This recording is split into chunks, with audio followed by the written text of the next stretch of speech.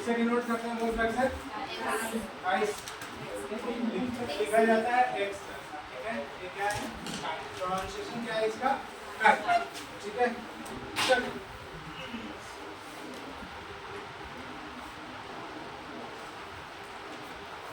हम लोग सॉल्यूशन पढ़ रहे हैं ना। तो सॉल्यूशन कितने कंपोनेंट से मिलकर बन रहा है, दो। तो हम लोग एक कंपोनेंट लिए a, क्या लिए, अनदर कंपोनेंट क्या लिए b, और दोनों का मिलाएंगे तो क्या बनेगा, ab बनेगा, यही बनेगा। चलिए इसका हमको नंबर ऑफ मोल्स निकालना है, क्या निकालना है, नंबर ऑफ मोल्स। तो इसको मान लेते हैं number of moles of a, Na, क्या है, Na, n शो कर रहा है नंबर ऑफ मोल्स, और a शो कर रहा है कंपोनेंट a, ठीक है। b के लिए क्या हो जाएगा, Nb, ये दोनों के लिए क्या हो जाएगा, Na plus b, यही ना, Na plus बराबर यहाँ तक। चलिए सर नंबर ऑफ मोल्स होता क्या है, नंबर ऑफ मोल्स होता क्या है, नंबर ऑफ मोल होता है, क्या होता है, given mass by number of moles को डिनोट करते हैं हम लोग किससे, n से। गिवन मास को डिनोट करेंगे हम लोग किससे, w से, और मोलर मास को n से। मतलब n w अपॉन n, यही होगा ना। चलिए हम लोग नंबर ऑफ मोल्स क्यों पढ़े, हम लोग को पढ़ना था मोल फ्रैक्शन, क्या पढ़ना था, मोल फ्रैक्शन। तो मोल फ्रैक्शन में क्या है, मोल है ना, इसलिए हम लोग पहले क्या जाने, नंबर ऑफ मोल्स, मोल्स होता क्या है, मोल्स क्या है, given mass by molar mass. किसका, कोई भी कंपोनेंट का, कोई भी मॉलिक्यूल्स का। कैसे बात करेंगे हम, किसका, हम बात करेंगे NaOH का, किसका, हम बोलेंगे 20 ग्राम ऑफ NaOH, क्या बोले, 20 ग्राम ऑफ NaOH। तो गिवन मास कितना है इसका, गिवन मास मतलब W का वैल्यू ना कितना है, 20 ग्राम। और इसका मोलर मास ऑफ NaOH क्या हो जाएगा, एक सोडियम का कितना होता है 23, ऑक्सीजन का 60 और हाइड्रोजन का 1। इसको ऐड कर देंगे तो 40 ग्राम होगा, यही ना।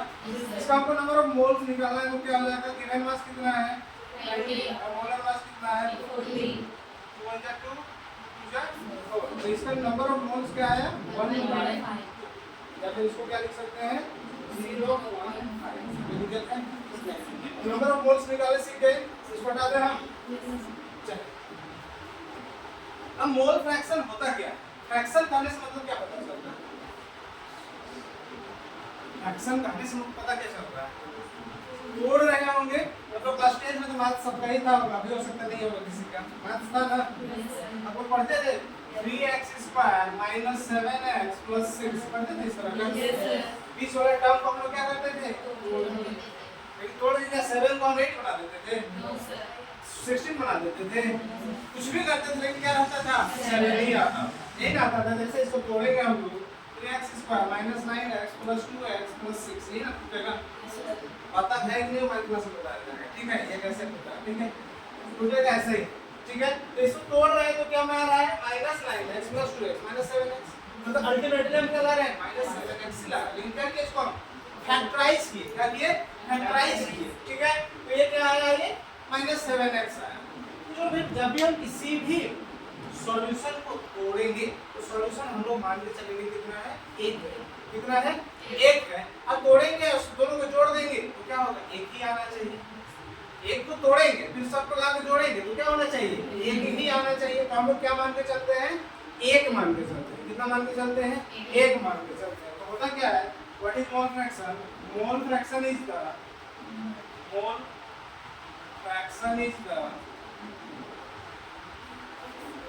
ratio of number of moles of solute, number of moles of component कौन होता है, सॉल्वेंट और solute to the number of moles of total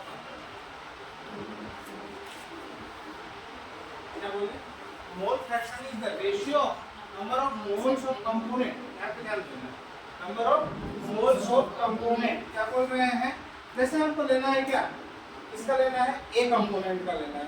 तो मोल फ्रैक्शन